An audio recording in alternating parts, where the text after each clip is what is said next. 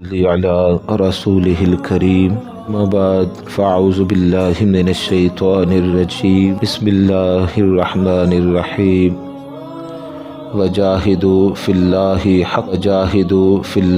حق جہادہ صدق اللہ العظیم۔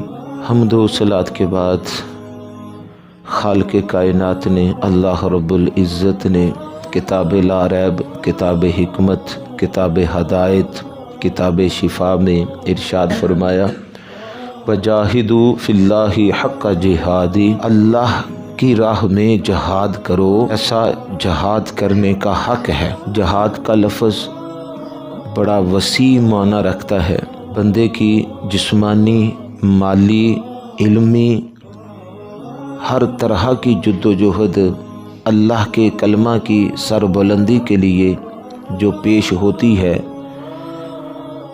تو وہ جہاد کہلاتا ہے۔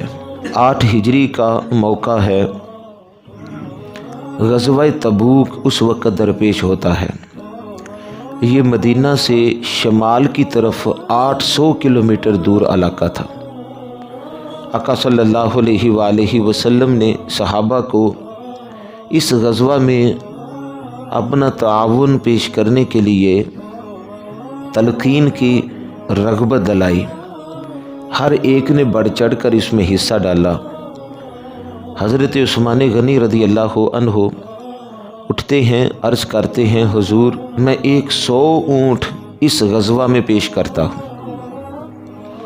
آقا صلی اللہ علیہ وآلہ وسلم پھر رغبت دلاتے ہیں، کیونکہ بہت دور کا سفر تھا اور بڑی لمبی مسافت تھی، بہت بڑا لشکر تھا تو اور زیادہ ضرورت تھی۔ حضرت عثمان غنی رضی اللہ عنہ پھر کھڑے ہوتے ہیں، عرض کرتے ہیں حضور میں 100 اونٹ اور ارگاہ ایزدی میں پیش کرتا ہوں۔ کہ صلی اللہ علیہ وآلہ وسلم لوگوں کو پھر رغبت دلاتے ہیں۔ حضرت عثمان غنی رضی اللہ عنہ پھر کھڑے ہوتے ہیں، عرض کرتے ہیں حضور 100 اونٹ اور میں اللہ کی راہ میں پیش کرتا ہوں۔ روایتوں میں آتا ہے کہ اسی طرح انہوں نے 900 اونٹ اللہ کی راہ میں پیش کیے اور 100 گھوڑا بھی راہ خدا میں پیش کیا، اور آقا صلی اللہ علیہ وآلہ وسلم اتنے خوش ہوئے، فرماتے ہیں ما عثمان بعد ما عملہ، اب عثمان پر اس کے بعد کسی عمل کی ضرورت نہیں۔ 2 بار آپ نے ارشاد فرمایا ما عثمان بعد ما عملہ، اب عثمان پر کسی عمل کی ضرورت نہیں ہے، اور فرماتے ہیں ما در عثمان بعد ما در عثمان، اب کے بعد عثمان کو کسی چیز کا کوئی نقصان نہیں۔ ما عثمان در ما عملہ، اب اس کے بعد عثمان کو کسی عمل میں کوئی نقصان نہیں، وہ جو بھی کرے کوئی نقصان نہیں۔ اس طرح شفقتیں، عنایتیں آپ نے۔ اب قرآن مجید کا مطالعہ کریں تو جہاں نماز کی دعوت ہے وہاں ساتھ زکوٰۃ دینے کی بھی دعوت ہے۔ تو جتنا اسلام میں زور ہے اللہ کی عبادت کرنے کا، اس سے کم نہیں، برابر کا زور ہے رائے خدا میں دینے کا۔ جو قومیں اپنے ہاتھ سے ویلفیئر میں دیتی ہیں، راہ خدا میں دیتی ہیں، ان قوموں کا مستقبل بہت اونچا ہوتا ہے، اور جو قومیں بخیل ہوتی ہیں، جو قومیں اس معاملے میں چھوٹا دل رکھتی ہیں راہ خدا میں دینے کا، ان کے اعمال کے اندر تاثیر نہیں رہتی، ان کے اعمال کے اندر وہ قبولیت نہیں پیدا ہوتی، کیونکہ قرآن نے اس نقطے کو سامنے رکھا ہے کہ دل کی عادتیں اور دل کی پاکیزگی، یعنی دل کے اندر اچھی عادتیں اور دل کی پاکیزگی یہ ہاتھ سے مال دینے کے ساتھ پیدا ہوتی ہے۔ اب بڑی بھی کوشش کر لیں گے آپ کے دل کو وہ اچھی پاکیزگی نہیں ملے گی، آپ اپنے اندر اچھی عادتیں نہیں پیدا کر سکیں گے اگر آپ اپنے ہاتھ سے اپنا مال نیک کام میں نہیں دیتے۔ اب لاکھ تسبیحات پڑھتے رہیں، لاکھ جدوجہد کرتے رہیں، چلے کرتے رہیں، ساری رات اٹھ کے عبادت کرتے رہیں، آپ کے اندر اچھی عادتیں پیدا نہیں ہو سکتی، کیونکہ ایسی ہم پڑھتے ہیں تاریخ میں روایتیں، بڑے بڑے عابد لوگ، بڑے بڑے زاہد لوگ، لیکن اخلاق کے معاملے میں ان کے معاملات کچھ اور ہیں۔ وجہ کیا ہے کہ عمل کا سلسلہ بڑا وسیع ہے، تو راہ خدا میں صحابہ نے اتنا دیا.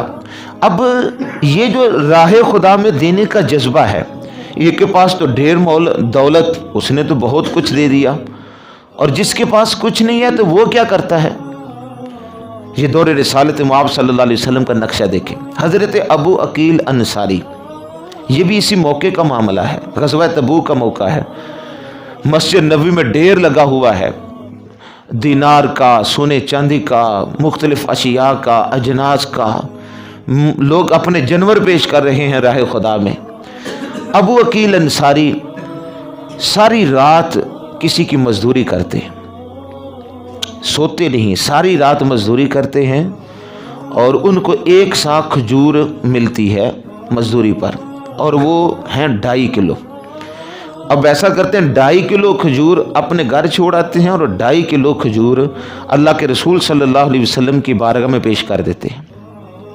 اب راہ خدا میں دینے کا جذبہ دیکھیں کہ یہ نہیں کہ ان کے پاس دولت ہے تو دی ہے، مزدوری اس لیے کی ہے، رات کی مزدوری کی ہے کہ میں راہ خدا میں دے سکوں.